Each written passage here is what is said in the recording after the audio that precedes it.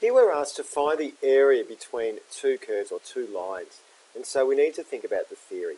Now what the theory says that if we have one line, let's say of this blue function here that we call f of x, between our points A and B on the x-axis, my area is this blue shaded region, and that would be the integral of f of x dx between A and B. Now, if I had a second function, let's imagine this green function here that looks like this, then the area under this curve between A and B is this green space. I can call this g of x. So my area under here would be the g part, which would be between B and A of g of x, d of x. So the area between the two curves, which would be this orange bit here that I'm colouring in, that would be the difference between my two integrals, or the integral of f of x from b to a minus the integral of g of x, or I could write it as between a and b of f of x minus g of x, all with respect to x. So that is my area between two curves. Therefore, if I'm going to do this question here, what I need to do is I need to say that my area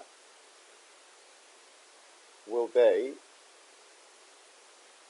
between my 2 points A and B of x squared minus 2x with respect to x. Now, here are two things that I also need to keep in mind. Firstly, remember with area I always need to have an absolute value set of lines here, because if I have my absolute values and I end up with a negative, then I'm not in bad space. So that's my first thing.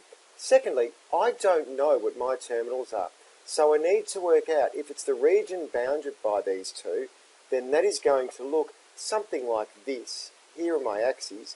I've got y equals x squared, which looks like this, and I've got y equals 2x, which looks like this. So my points A and B, here will be B and here will be A. My points A and B are points that I have to work out. Now I know that these two lines will intersect where they equal, so I can say my point of intersection is where x squared equals 2x, so therefore x will equal 0 or x will equal 2.